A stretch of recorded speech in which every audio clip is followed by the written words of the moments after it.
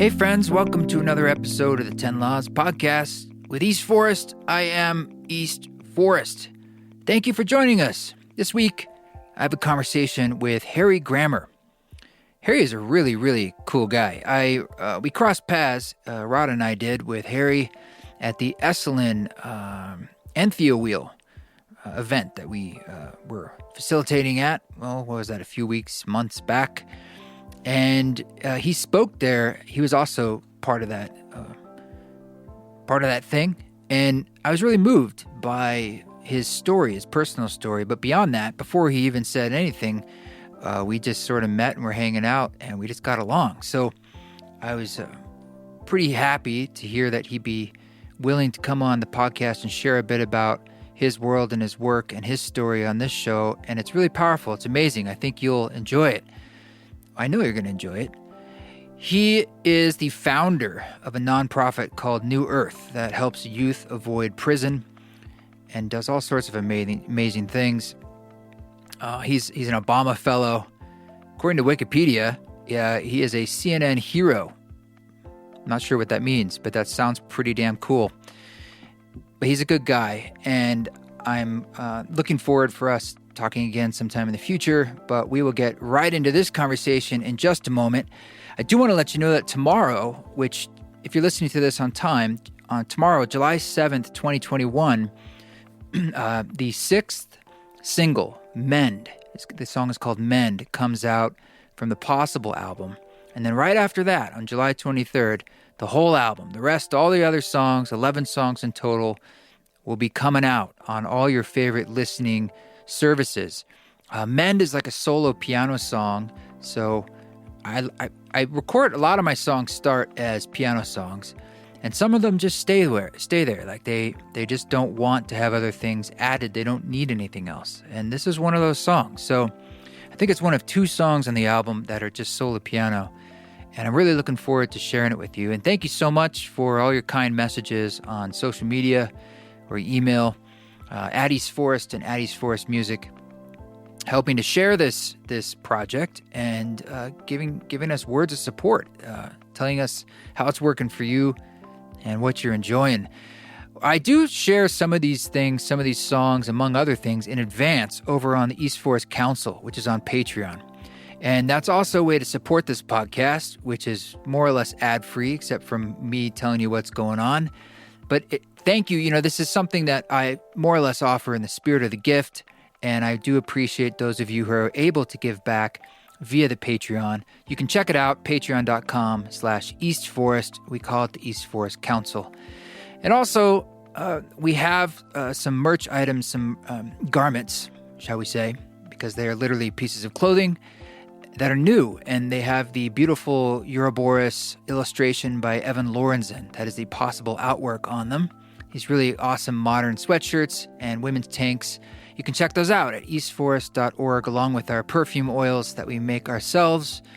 And we have the Possible vinyl, which will start shipping in like a couple weeks, 1 or 2 weeks. So technically you're pre-ordering it now, but it ships now in July, which is very exciting. It's crazy because there's been all these, shortages in supply chains, and the vinyl business was not immune from that. There happened to also be a fire at apparently one of the places that makes the actual vinyl, I believe. And apparently there are only like 2 of them or something in the whole country. And so when this massive fire happened, there just wasn't any more vinyl. So that was a bit of a problem. But I'm sure it seems like no one's immune at this point from things slowing down in the supply chains, which just seems to be another symptom of the world and nature and the planet wanting to slow down. I don't know about you, but does it feel like the past month or so, everyone's like, yeah, we're done with this COVID thing and let's get back to the business? And it's just not working like that. I don't even feel comfortable totally with that. I still very much feel I'm in a liminal space of not knowing exactly how the new world will emerge, knowing the elements I want to bring into it, but it hasn't arrived. And do we ever arrive, really? It's a process. And I think we need to give ourselves that compassion to recognize that it's okay to feel a little stressed out right now, or to feel like, I don't feel like I'm on this train fully that's moving ahead with abandon. Maybe you want to take things a little slower. For myself, just a couple days ago, like I had planned, I always, my calendar, it's all planned out, and I was planning to go down to southern Utah. I won't bore you with the reasons why, but it takes a lot of planning. And I headed out and it just didn't work. Like there was car trouble, all sorts of things weren't happening. And I actually had to turn around and come back. And so it actually ended up being like kind of good medicine for me, because I realized that I really just needed to take a minute and not be moving so much, even though I haven't been moving that much. But it was just showing me, it's almost like there's this old saying that my friend Court Johnson says, the voice of 10 laws, that the soul sets up the lesson until you learn. And I was feeling that medicine the other day, and Rada's been a big support, but I really just, man, it felt like an inflection point where I just really needed to take a minute and just be. So, yes, there's lots of things going on in the world, in our lives, and certainly in my life, but also it's okay. It's okay to be like, I need to move at the pace that I feel is right for me at this moment. And I pray for you that you're able to do that. So for now, let's get into this conversation with Harry Grammer. Thank you to everyone who's given the podcast a review on Apple Podcasts. 5 stars while we're getting into this means a lot. All right, let's do this.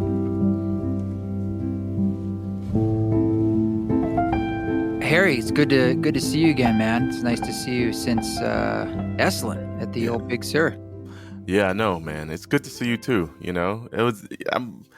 That was a lot of fun. I had a really good time up there at Esalen, and we really got some time to kind of dive in a little bit. We had a beautiful East Forest set, in our closing ceremony. I got to experience you live for the first time. That was really cool. It was cool. I also, though, felt like I was like at the end of the thing, Like I remember they did like a 45-minute hour closing. Yeah. And then they're like, and here you go, take the floor. And I'm like, but you just ended it. Like, yeah. People were a bit wiped out.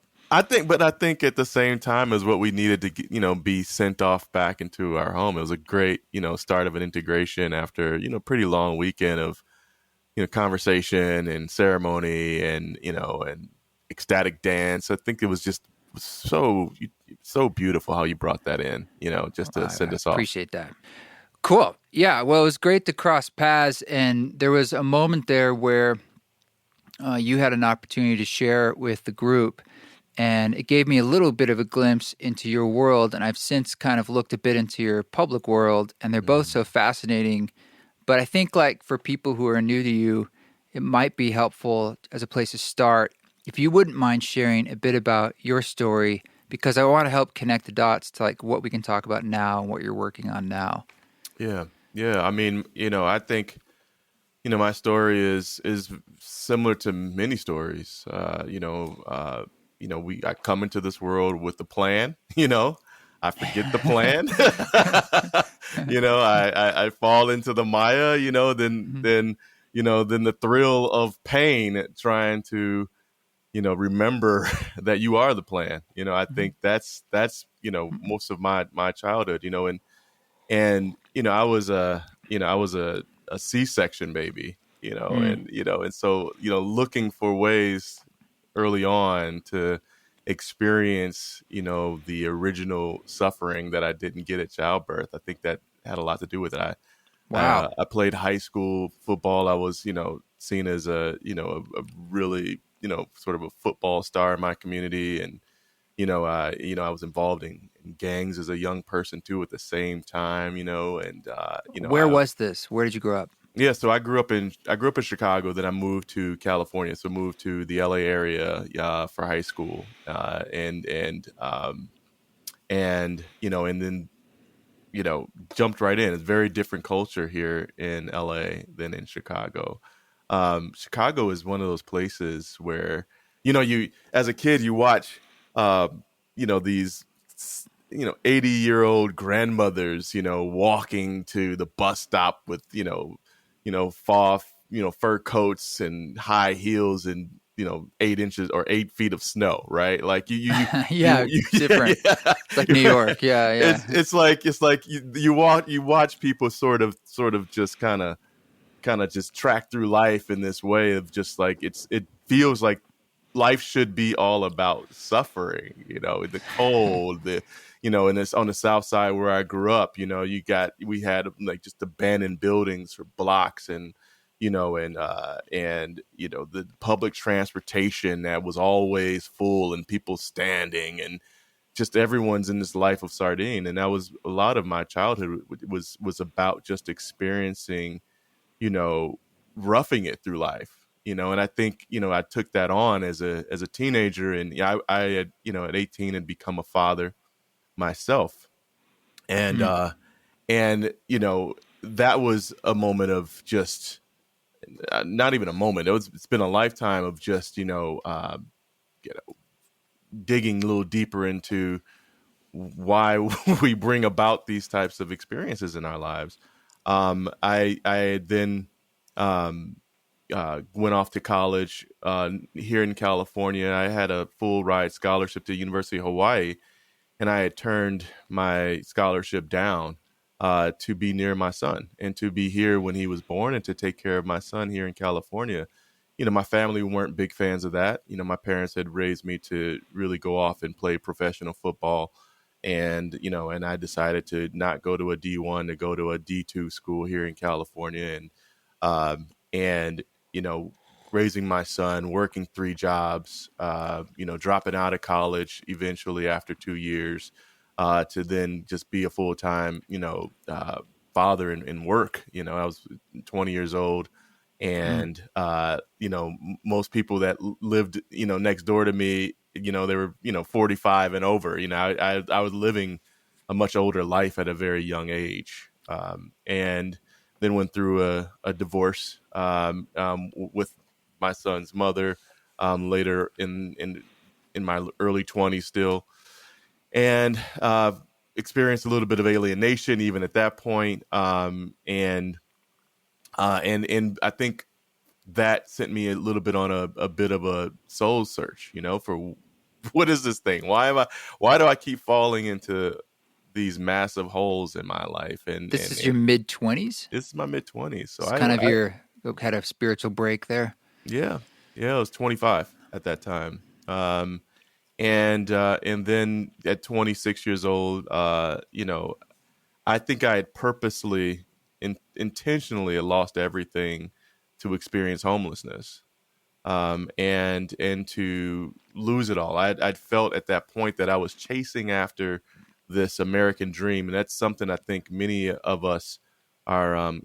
It gets drilled into us to be, to live out this dream, this American thing. Go, you grow up and you go to college and you get the house and you get married and you Yeah. get the dog, and then you realize that this isn't it, and so homelessness became my reality, and I did it because I wanted to lose it all. I wanted to lose that dream. I wanted to also know that having everything isn't everything, and living on the streets isn't losing everything. I wanted to, as Nina Simone says in her song, Cinnamon, I wanted to run to the devil. I wanted to run to the devil and laugh in its face. I wanted to divorce myself of this Damn.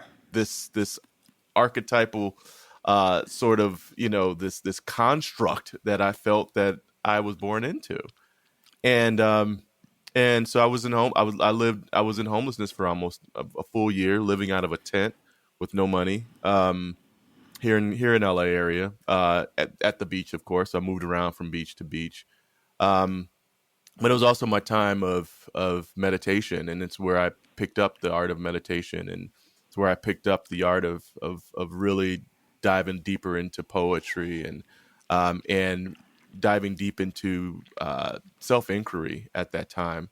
And it was at that time I also wanted to divorce myself of any traditional way of making a living and building a path for myself. And that's when during that time is when I discovered that I wanted to give back to my community. I wanted to work with young people and young men that had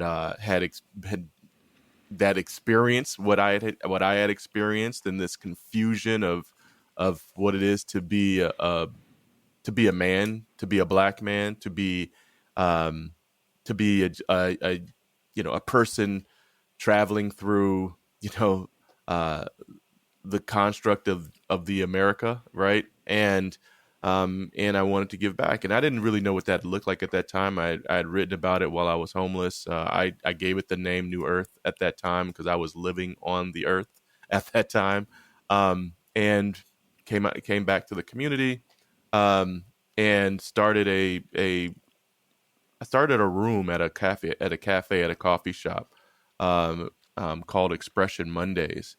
And in the beginning, it was just a call to folks that were in my neighborhood that had seen, a lot of injustice happening, a lot of poverty occurring in our streets. Just saw that we could do better as a community, and it was a open mic, an open stage um, night where I invited, the local community to come in and express on our stage. It wasn't even a stage at that time; it was just a room, and with chairs, and it was a cafe that had just opened on my street, um, and it was an invitation, and I had caught uh, the owner of the cafe one night just sanding down, tables, and he was just getting ready to do his opening night. And I walked up to him and I said, "Hey, sir," and he said, "Hey, is is Izzy. His name is Izzy." And he said, "Well," I said, "Izzy, well, I have a dream and I have this vision that I had been thinking about, to have a night where we invite the community to come in and, they can write poems, they can sing songs, they can, perform monologues, but it has to be something fresh and new about what's happening in our community. It's not a place where, it's an open mic where, the room is full of people talking. It's be a place where we give people full attention, to the person on stage sharing their story. We give them 5 minutes, and it be an intentive or an intentional place of sharing about our community." And he said, "Okay, man, great." He said, "Well, what day you want to do it?" I said, "I want to do it on Mondays." He said, "Well, why Monday? Don't you want to do it on a Friday?" So I said, "No, because I'm trying to just transform my Monday. Like Mondays were Ha! horrible growing up and working in the working where I wanted to transform my Mondays." He said, "Sure." So, I called all my friends. I put flyers out in the community. And of course, first night, nobody shows up, right? I had two friends of mine show up, friend named Daniel, another friend named Betsy. Daniel comes in. Daniel sings a song.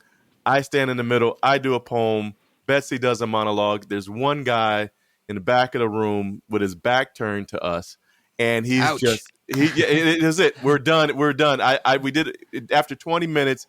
He claps his hands. He's got his back to us, and he says "woohoo," and that was it. I've been And there, man. you've been there, right? And Yeah, I've been there, sadly. Yeah. so the next week, I do it again. I go out, I call on my friends, I put out flyers. Hey, we're calling for it this night so we can express and have a place where we can talk about these issues within our community. Second week, no one shows up. It's just me. So I push the tables out of the way. I push the chairs out of the way. I have my little spot in the cafe. My audience, once again, was the same guy in the back of the room with his chair turned backwards. His big lounge chair turns backwards, and he's reading a paper, and he woo. Well, I hear this voice inside that says, "Keep coming, keep going, don't stop. Just move tables out of the way and move chairs out of the way and keep coming back." And that's exactly what I did. And I did that for the next month, and then people started to come in slowly but surely, 2, 3. By within like 60 days, we had the place held like 45 people. That was the capacity of the place, and we had about 60 people showing up. And in about 90 days, it was so jam packed that I would have to put the speakers outside on the sidewalk for people to listen to what's going on inside the room. It became this sort of phenomenon that went on for about 3 years. People would show up, and there were celebrities that showed up. There was Byron Katie had showed up, and he's gotten on our stage. There was a call I got one afternoon, that we were going to have a special guest, and this special guest was going to come later that evening. And a friend of mine said, I can't tell you who it is, but this person is an extraordinarily special person, and he's going to show up. And we're like, who is this guy? So later on that night, the place is packed. We're just getting ready to start the night. He pulls up in a car. Out steps this elder gentleman, probably in his early 90s at that time, and he's dressed in all white. And my good friend Coot, he said, this is the last living disciple of Gandhi, and he's found out about your expression night, and he'd love to share on your stage. We weren't promoting anything. This was a totally underground thing. What year is this? This is 2005, right? So Okay. his name is Dwarko G. Sandrani. Had said, I heard about this New Earth and what you're doing with New Earth, and I want to be there on your stage to share with the New Earth. Can I share on your stage? I said, absolutely. So we beelined him right to the stage of the room, and he sat on the stage and he just shared, his time with Gandhi, and he shared about, just lessons in life, and how to live life like driving a car, and how to be careful, and also stay within the lines, but cross lines when you need to. I mean, it was just a beautiful talk that he had shared with us, and he had come back about 3 times after that time. Every time he was in LA, he'd come visit us. But it was for me, it was something that it was around that time, something that told me we were doing the right thing by bringing people together. And then we had started our programming, inside of the youth detention facilities at that time too. And our first board of directors, all of our instructors, all came from that room when we were going out into the community and working with incarcerated youth and formerly incarcerated youth as they were returning back to the community. And sort of this beautiful sort of out of this homelessness was this sort of resurrection of community, that I brought with me. And so then it goes on to just, a life of, my life has been really a sacrifice, for others, the Bodhisattva way, of diving all in and not going into the cave and meditating. Not that there's anything wrong with that at all, but, there's a sense of, the walking meditation, the working meditation that I practice every day. You were like an LA sadhu or something when you like, I mean, it's kind of how it went down. It's like you had a past life as an Indian sadhu or something. Because I would imagine when you were in that scene, the homeless scene in LA, you didn't run across a lot of others that intentionally entered at sort of a rejection, almost beat style. Just like, I'm going to tap out because I need to figure some shit out. But that's a bold way to do that. Yeah, it was a tap out, and here's the thing, I'm in LA, I have tons of friends. I was going to say, you grew up there. It's like, you probably could go knock on somebody's door, Exactly. Yeah. I have friends like, hey man, no, what are you doing? Come crash on my couch. You can surf over here, you can surf over there. And there was, I said, no, I was like, no, I need to do this. I need to lose this thing.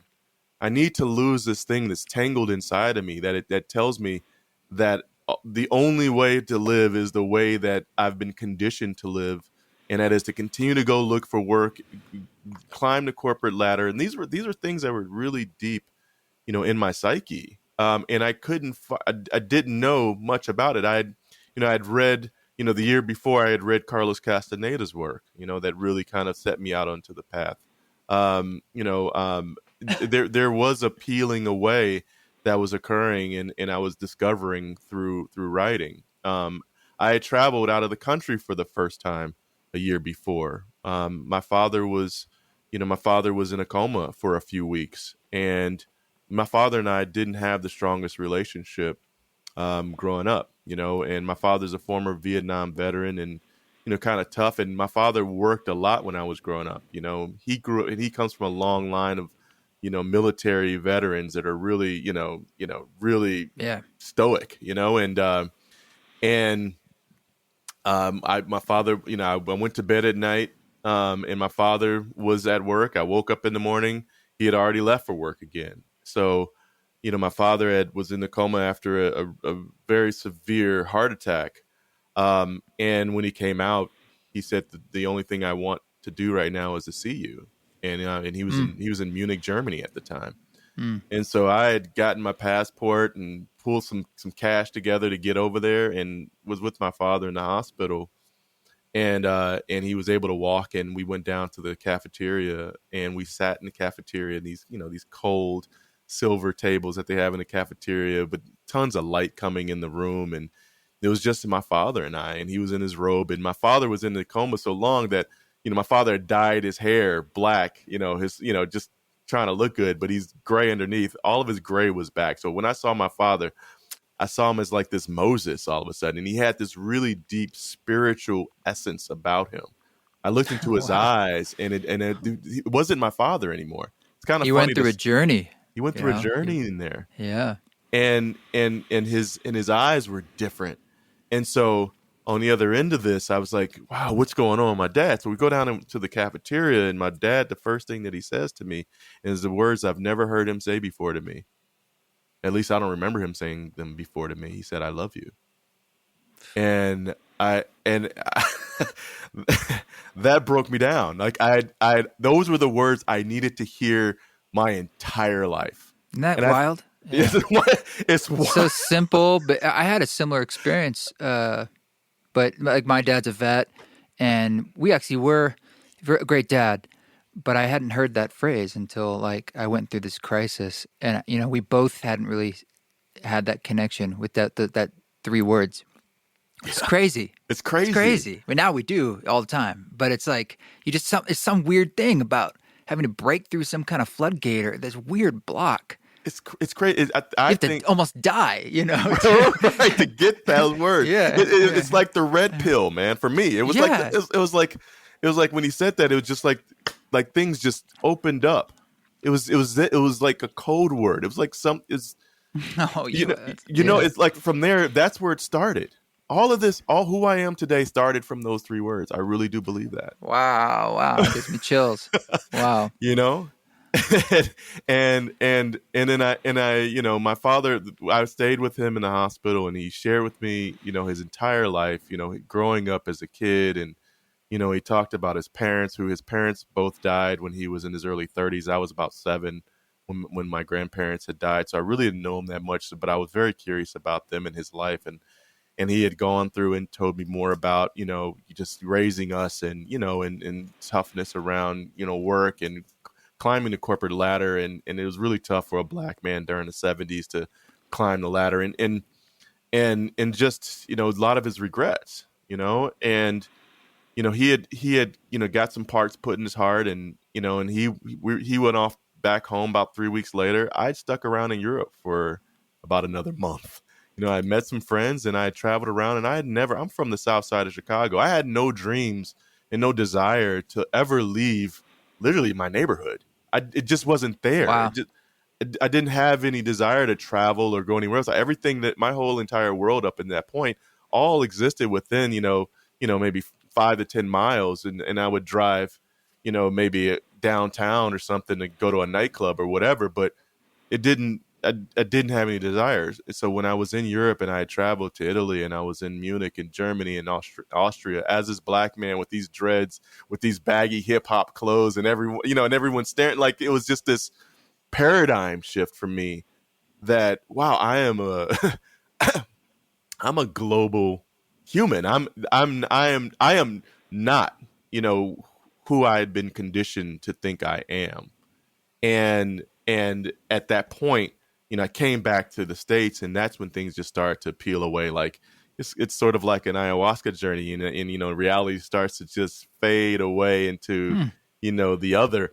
It was very similar. The reality began to melt really quickly for me, and I got very interested in what is this thing And I was really upset too. I was upset that no one in my community had told me that we can live outside of the box. We can actually sort of stretch ourselves a little bit, because I hadn't had that experience growing up. They probably didn't either. I mean, it's Right. like if you don't see it around you, it doesn't exist, really. This is really pre much of the internet really taking off. So it's not like it's in the consciousness as much. Like, yeah, you can go, there's more to this world. You can go access it if you put your mind to it or want to in some ways. But it blows my mind, sort of this process you went through with your father, that like the roles you play for each other, Hmm. you know, and how that unlocked your life, really.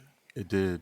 And my father, and my father's still alive today, and he's healthy and he's strong, and we're really close now. Um, we had I remember a story of, after I had gotten back from Europe and he had already been back, we had set up to have lunch. My parents and I have set up to have lunch every week at this cafeteria, very similar to the cafeteria that was in the hospital in Munich. It was called Beagle's Cafe, and it's in Pasadena. I don't know if it's still around, but it was in Pasadena. And we would sit there every week and just go through the line, the buffet line, and with our tray, and then we'd sit down, and we'd just enjoy lunch, and I had already been starting to sort of float out into this soul seeking place and reading and meditating almost every day, all day. And my father looks at me and he says, "Man, where are you going?" And I said, "What do you mean?" And and my hair had grown long, my beard had grown long. I was experiencing this very similar sadhu experience. It was just the beginning of it, right? And my father says, "Where are you going?" And he's looking at me, and probably at that time I'd probably been really traveling, sort of, through the Akashic records or something at that time, and and my father says, "Where are you going?" I said, I gotta go. I have to leave, And he looks at me and says, "Don't go too far, man. Don't go too far." I said, "No, Dad, I gotta experience where I'm going." He's like, "Man, just don't go too far." And they didn't really understand that this transformation was happening with me, and it was caused by my experience with my dad. And now he's wondering what's Mm. going on. But then I get back and start having the going through homeless and having the experiences I was having and coming out of homelessness, and then sort of reconnecting with my father after that again, and he's seeing the changes in me. He began to then start, picking up Carlos Castaneda, and Oh. he started he started to learn about the Toltec way, and started to pick up books, about, deeper sense of spirituality. My father was also a deacon of a Christian church, so he was deeply rooted in, Christianity, and he saw that something was happening with his son.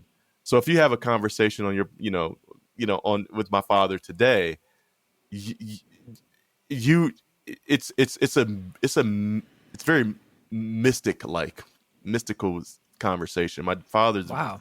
deeply rooted in spirituality, and and meditation, and writing, and he's working on a new book right now. But my father is he's and he came back. He said, "Hey, you did this to me." I said, "Well, you did this to Mm. me," Yeah, right. right? So yeah. Tell me about when you were going through this process. Um, I I mean, I'm guessing this wasn't like a normal process among like your friends and peers, and especially for people of color. Yeah. And like, for some reason, like you had your own.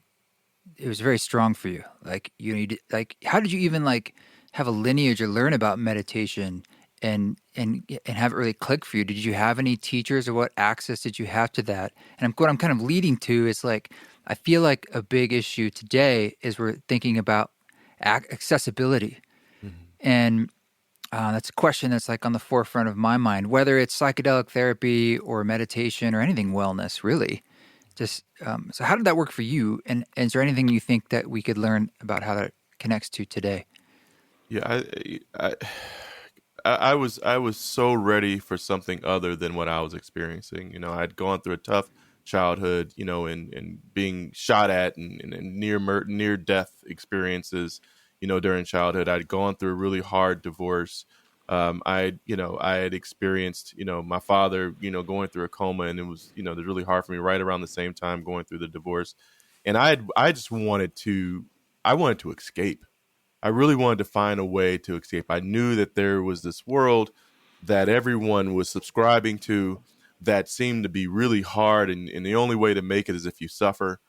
And then I saw that there's got to be other ways. So I'd looked for ways. I picked up books. I'd heard, you know, uh, uh, people talking about it. At that time there weren't any podcasts, but there were, talk shows on AM radio, and I'd heard folks talking about, meditation. So it was what I had sought for. I looked for this.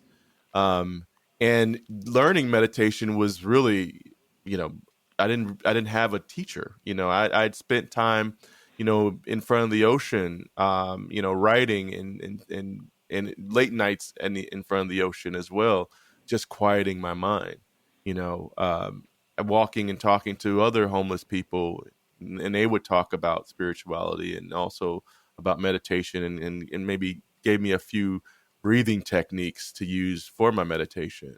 You know, Wow. the best wisdom was on Venice Beach, man. I mean, it like there's the, like if people Do you don't think that's still true? I mean, you just got to find it. You got to find it in the. It'll The find noise. you. It'll really find you on Venice Yeah. Beach. It really will. I was shocked because I found wisdom in almost every person that I seriously sat down with and got deep with. There's someone in everyone, Yeah. and it's just a matter of taking the time to be with people. The wisdom that comes out of, especially people who have divorced themselves from the construct of, of the world in a sense, have a really deep sense of wisdom and knowledge that, a lot of us, because we're in our day to day, don't have time to stop and listen to. And so it just takes moments. And, you know, um, so I had learned, by just being very curious. And today, the way that we begin to talk about access, to whether it be, psychedelic therapy or whether it be meditation, is through uh, it's through bringing it. I think it's up to us who have vowed to make change in our communities and bring these tools forward that we actually do it. Right now, we're teaching TM to the young people at our organization, through the David Lynch Foundation. So the David Lynch Foundation has a full youth program of teaching youth. So we do meditation at our center. We also, we bring forth yoga, but yeah, access is one. You either it shows up and it's in front of you, and then you it's something that you either grab or not, and um or you go look for it, or it's something that's just there, and it's your time, and it's your moment to actually begin a practice of self-healing, so to speak, and these other tools of meditation that can help us really make sense and ground ourselves in a very, very chaotic world. I totally agree that when the time is right, people will perhaps use and grab that's available to them. So, do you feel like for those who want to provide help to their communities, or even more broadly their communities, is it a question of making opportunities, like gifts? Essentially, it's like just there's sort of whatever gifts you have or ways that you might want to be able to help. It's sort of making that available. Oh yeah, I encourage that if you do have a gift, to give it away. I think that's the greatest. That's the greatest gift in life. And of course, I mean, if we all have to make a living at some point. You can't give away meditation or meditation practices, or you can't. You eventually need to make a living, or not. I don't like to use have tos, because I was homeless for quite some time, and I could have stayed there easily and found a way to make my life work. But I had a mission that I needed to go out and begin to to take on. So yeah, I do believe that, if you have a gift, why not give it away? Mm. People ask me all the time, what can I do? And especially after this last year, with what's happened with social justice and, and folks coming forth, last about this time last year, most, if not all of, um, um, white people in my community, right, were asking, Harry, what should I do? This is happening and I'm feeling this experience of like not doing enough. I should be a part of this movement. What can I do? What should I do? And I tell people all the time, first, if it's in these communities that are sort of if communities that are sort of, deserts for, spiritual tools, for food, for, just all around support. First thing that you do is that you get proximate. You get proximate to the issue. You don't really want to come in and say, "Hey, I've got this sort of this, I've got the answer for you." You want to get proximate. You want to connect with organizations that are doing the work. You want to you want to connect with churches or whatever's in the community that is for where the people are and where the people gather, and you want to listen. Get proximate and listen, and then when you feel and see the time is right and you see that your gift can apply to supporting the actual situation, or the overall situation, then you can begin to ask if you can offer that gift, to the people or to those people directly. I think that's the way to do it. Other than that, anytime I'll just use a story. A friend of mine, she had gone to Sri Lanka about 10 years ago, and she gets to Sri Lanka and she was there with an organization that was, bringing food. They're bringing food to the children of Sri Lanka.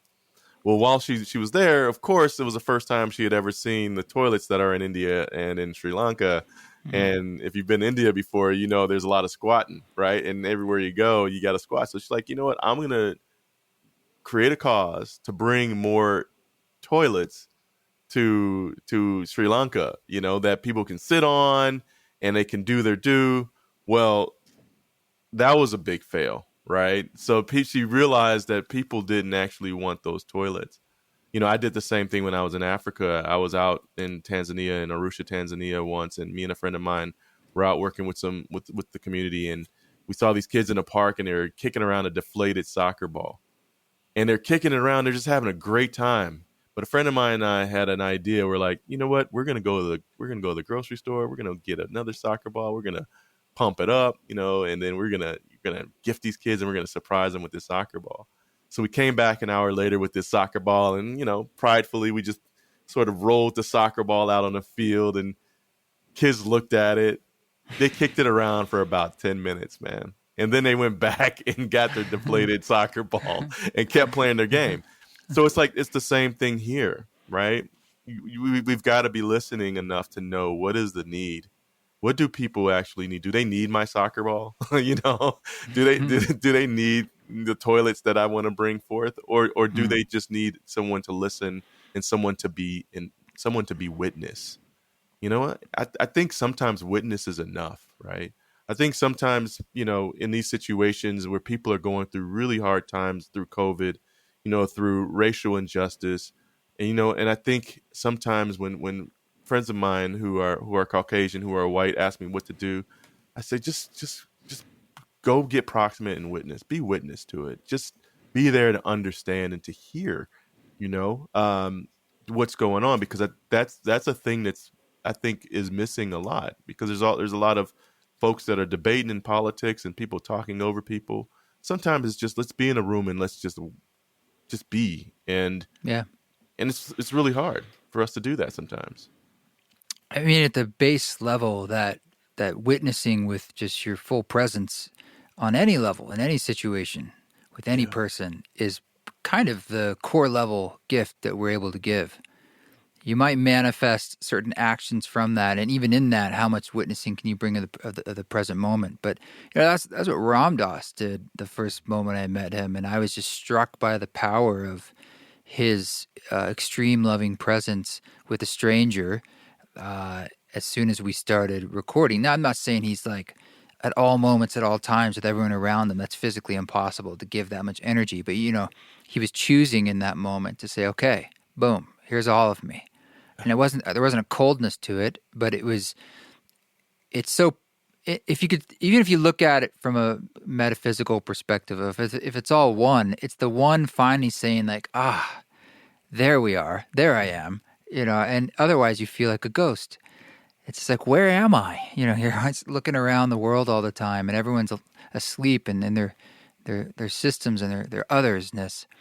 So that's a really always a wonderful place to start, because in that space is a very pure form of listening, of receiving. As you're giving this presence, you're just open to like what's happening. Well, it's all we got. Think Right. about it. It's all we got. We come into this life, and it's a life. I mean, no one really knows what's happening after our heart stops. You know what I mean? Like no one really knows. Everyone is speculated. Life after death, or no life after death, or this is it. No one really knows. So, what are we gonna do with it right now? But other than just be present with each other, be present to life. Are we all rushing and working so hard to get to that place? Why try to do all that when we can just do it right now? Why are we working and pushing? What are we trying to do? Are we trying to earn our lives back? Why don't we just have our lives right now? Why don't we just be present with every person we come across? I had to learn that through having children, man. I got 5 kids, and and the ages range from 27 to 7. and I've had to learn about being present, and now that really had to, Yeah, man. I'm laughing. I can't even imagine. That's insane. Right. Yeah. And the reason why because they grow up really quickly. There's a certain point when after like the third child, you realize like, wait a minute, this happens quickly. Like this like they're moving, like they're a baby and you're carrying them, and the next thing you know, they're off to college. Like it happens in a blink of an eye. And me, I don't want to miss a moment. I don't want to miss a moment of my children's life, and my 2 youngest right now, they're they're still like kids. I got they're 7 and 8 years old, but they're still really kid, really like curious and really, playing with toys and, putting on capes and, and like, God, I can't imagine missing that.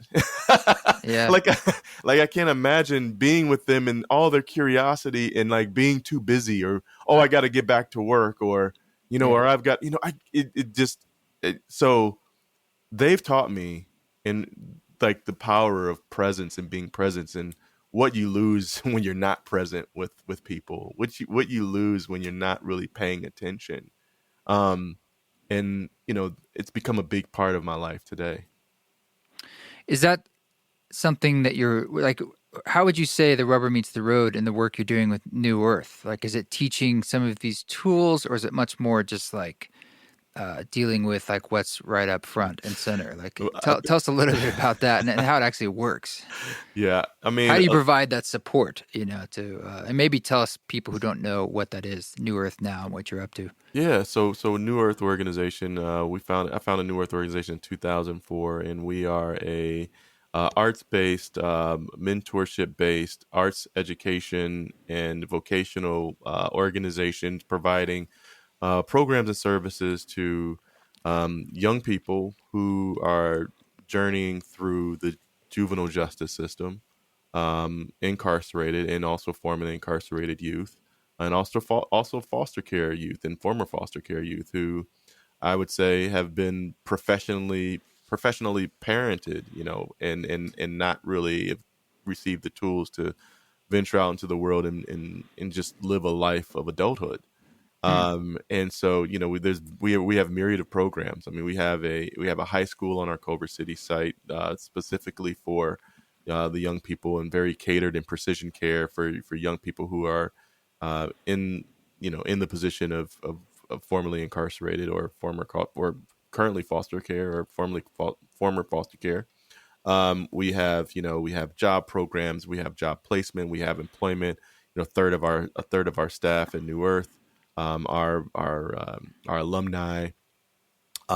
We also have arts programs. We do wilderness programs. We go out, to the mountains every year with the group that have never been outside the city, just coming out of incarceration, and we open up the world of the wild. Wow, that must be powerful. It's powerful. Imagine, the astronauts when they leave the atmosphere, right? And they look back and they see how small the Earth is. That's akin to the experience that the young people have when they go out to wilderness for the first time. They go out to the wilderness and they see how small their block is, or their neighborhood, and for the first time they look out and you've got the abyss of possibility. And so there's these acclimating points, to that happen during the trip out there. And they're really in this sort of liminal space, and of disequilibrium for a little bit, but then come to and say, wow, I'm in this new place. I'm going to sort of try on, certain things. I'm going to push myself a little further. I'm going to hike a little longer. We're going to peak this mountain today. And then they go back into their community and they use these tools of perseverance through the hardships that they have back, in Compton and South Central LA and East LA. They're able to then sort of translate that back in a very powerful way. So I love the trips that we do with kids that come out. It's really impactful and they get a lot out of it. But the work that we do is really around the precision care of providing each individual with their own individualized plan, with our programs. And we program on the inside. So we're in the jails, we're in the juvenile detention facilities doing our work. So we teach a program called Flow, which is our poetry sort of program, sort of how I help them to see the marvel of life, through their own writing, and then also through witnessing each other. And we also have Down to Earth is our gardening program. So they get an opportunity just to put their hands in the earth. And then on the outside, we have the myriad of reentry programs in our high school, and we go a lot deeper when they're back into the community. That's a lot. I mean, that's a lot of offerings. Yeah, you have going on. Yeah, it's a pretty big organization. Yep. Yeah. Damn. So we've worked with about 30,000 young people since 2004. And wow. so in any given week, we're working with about 250 young people every single week, and have been for 14 years.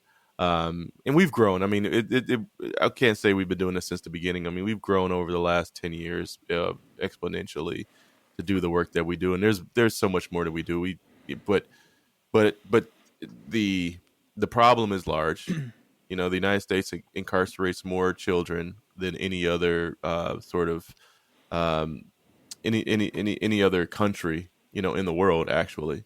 And we just have a really big problem. And I've been fighting that. There's also an entire advocacy side of what we do to stop mass incarceration of kids, especially around status offenses and kids being locked up for not doing crimes, which there's a prevalence of that in the country. I believe in the innocence of children. I believe that, even though that they've done things that have been wrong, I know where they come from. I was in these communities. I know how conditioned they are to sometimes go that direction. Not everybody, but some are. And I believe when they come to me, I'll say this: when people see them, they see someone who has lost their way, who is kind of a throwaway kid. When we see them, we're like, oh wow, pure possibility. Because it's just that they've been led the wrong direction and have been conditioned in a certain way, and we help them to look in the mirror, see what's going on, and dust them off, um, and send them out in the world. And we've had incredible success. We have a 5% recidivism rate. The county of LA, who also does this kind of work with through probation, has a almost a 90% recidivism rate. Oh, You know, to incarcerate one child in Los Angeles is $700,000 for 1 year. Our program is $5,500 for 1 year to help a young person. So and look at our change. So it's good work. It's needed, not just here in LA but all over the country. To help support our future, who are the children. good for you. Well, I know you're short on time. Do you Yeah. got to bounce, or do you got room for just two more follow-ups? Oh, I got time. Let's do it. All right. So what I'm curious about, that's some amazing information. What do you find is the thing that those kids need most? And when I say kids, yeah, I'm assuming you're talking about even like 17-year-olds. I'm talking You know, 17, even so I'm saying, even 20 years old. okay, Yeah. okay, perfect. So it's like, from the outside, sometimes people have made mistakes, and on some level, there needs to be this teaching element. It can't just be like, let's forget about that. But where's that balance? So part of it is, what are they actually needing so they can help shift? And what role does it play in sort of this cause and effect of, something's happened that they've ended up with you, right? Yeah. Like things have gone on for a myriad of causes. Mm-hmm. This is all going to go down to one thing, and it's going to sound really simple. I love it. And it's been talked about, heavily, but no one's really paying attention. But this all comes down to poverty. That's it. This is a poor problem. This comes down to basic physiological needs, right? They need food, they need water, they need shelter, and their families need the same thing. When so you've got Maslow's hierarchy of need, right? And you've got, at the top of the hierarchy of need, you got self-actualization. A lot of times programs like ours, and I think in general, I think people think they can go right to self-actualization. And what they do when they go into these programs, whether it be reentry program or youth programs, people are trying to affect and impact this sort of really deep self-actualization. Like, they're going into programming to help them, to force them to change, right? And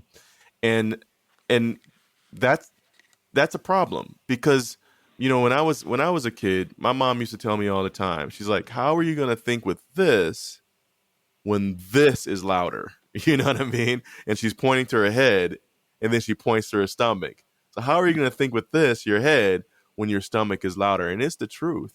And we've come to realize that we get much more success when we're able to first provide the greatest needs first. Sometimes it's just housing. Sometimes kids are living in studio apartments, at 17 years old, with their mom and her boyfriend and like their 6 other siblings, right? Yeah. There's no way to really sort of stay sane in that environment for anybody. So the 17-year-old acts out, or they're out in the street, or they find, they have more stability or shelter, living in a house, with other gang members, and then they're doing what happens in that house, and go out and do some crimes or whatever, and then the next thing you know, they land in jail, whatever. These are just simple things, right? And then, or food, I'll just use our centers in Culver City, but but our entire district that we work with is almost all of LA, but mostly South LA and some East LA are the young people and our clients that come to us, and that are often the majority of the young people who are incarcerated in the youth detention facilities. But I'll use Culver City, for example, because I know their data really well. So Culver City, I get their arrest report. I know who's being arrested and for what. And 85% of their arrests are from theft. And then if we go up into what's happening is that they're usually in the shopping mall, or in a grocery store, stealing food or clothing. That's it. They're not out, breaking up, you know, jewelry, cases at a jewelry store and stealing jewelry. They're not robbing banks, or they're not carjacking. They're stealing some things that are just basic in necessity. They may be some nice things, but at the same time, they don't have these things. These are things that most of us can pretty much afford, but they can't afford it, so they're being arrested. So we started a diversion program in Culver City. We're contracted with the Culver City Police Department, and so in lieu of arrest, young people that get arrested for these low-level offenses and also even some low-level felonies, instead of going directly to jail and being booked and going into the system, they get sent to our organization, and we work with them, and we have an entire diversion program where at this point I think we have a 1% recidivism rate, or 1% rearrest rate for young people. We started this program 2 years ago. So then at that point, what we do, because we know why they went into why they were arrested in the first place, what we do is then we provide them with these basic physiological needs, and also we do full wraparound, meaning we provide them with the therapy and counseling, people that just are present in their life. And we just talked a little bit about being present. Like our entire staff, we're hyper present sometimes, because we know that works. Kids need to be seen. They need to be heard. They don't need to be talked over or stepped on. They need to be heard. And a lot of them are crying out through whatever they're doing to get arrested in the first place. So, that's a little bit about it right there. That's a hyper presence. I love that, and support. And thank you for sharing that. Well, how can people like dig into your world and learn more, or connect? Yeah, so I am going to be doing so Esalen. I'll be doing an upcoming series at Esalen next year. So I'll be in a 4-part. They've invited me to come in and do a 4-part retreat series at Esalen next year, focusing on ancestral wound, generational trauma, and just giving people the opportunity to press pause. And we're inviting we're inviting folks from communities of color to come by and be a part of this retreat. And it's about opening the heart and letting go, and creating a space for a deeper connection with themselves and with the community and with our surroundings. I'm right now I'm calling it making room for love, because it's not going to be about trauma. Trauma is just something we need to actually just sort of journey into a little bit to be on the other side, to make room for more love and more love presence in our life. And so there'll be a mixture of like sort of compassionate inquiry. A lot of it's going to be experiential, through ecstatic dance and through probably breath work and other things. And the intention is really just to surface some of these traumas, so then that we can get back to being in love. And Esalen is just a beautiful location for something like this to take place. So that's January 28th is going to be the first one, and then the next dates are going to come follow. But we're going to break it down from there's going to be a general population that's going to come. This is adults 18 and over. Then there'll be a couples. Then there'll be a veterans and formerly incarcerated group, and then also older adults later in the year. So breaking it down into different groups of people to attend. Dig it. I was hoping you'd say it was in November. That's when we're going back doing our retreat. Are you really? This year? I haven't announced it, but it's probably going to be mid-November, yeah. All right. Yeah. Okay. Well, maybe we'll try to... You let me know your dates, see what I can do, if I can be the other one going on. And then we can get some tub time. I love that, man. And so for people, harrygrammer.com, my website, newearthlife.org, social media handles, New Earth Life for New Earth, my IG, Harry Grammer, or actually Grammer Harry. I forgot, I turned that around. Grammer Harry, and Facebook official Harry Grammer. And then I'll be launching a podcast later this summer called Liminal. And so people can watch out for that. Yeah. Man, I love it. Love it. I'd love to keep this conversation going in the future. I feel like there's a lot more we can get into, and I'd like to do more listening. And so I appreciate your time. I had one quick kind of side question. Sure. I saw that you are an Obama fellow, Yeah. which is pretty cool. You have many other accolades, but is this something where, like, do you have Obama's number on speed dial? Just curious. No, I don't have it on speed dial. Could you text Obama? I could get to Obama pretty quickly. Yeah, I can. Damn. I believe I can. You ever had a hang? We've hung, man. We've hung, man. Yeah. Obama's a funny character. Yeah. He's being with Obama is like being at a, improv night, man. Like he's a great guy. He's great spirit. We were as Obama fellows, we did a barbecue with Obama a couple years ago, man. And was he working the grill? Was he like he wasn't working the grill. But it's a trip because, it's the first barbecue I had ever attended in the backyard of somebody's house, right? Where when I looked up, and I just took a moment to look up, every house around me had a sniper on top. There's a dude with a rifle. You're like, I don't know. Do I feel safer or less safe? Yeah. It's like, right. All of us are cool, guys. Everyone down here is cool. Yeah. And so he's really funny. There was, when I had first met him, to tell this story, that when I first met him, we were all in this room and we were sitting in a circle and he came into the room and, he came in and it was just like, oh man, he's in the room. And for the first time being in the room with Obama, there's a pretty big presence, man. It's like, whoa, okay. He goes around the circle and he's just shaking everyone's hand and just, welcoming everyone to the fellowship. And he goes around and he comes to me and I'm just really kind of just nervous, and he comes to me and he sticks his hand out and I stuck my hand out. I said, Mr. President, so good to meet you. I'm Harry Grammer. And then he gave me this look, and you've seen the look Obama has given before, where he just kind of tilts his head a little bit, and he looks at me and he says, "Man, I know who you are." Woo, that's a moment. That's a moment.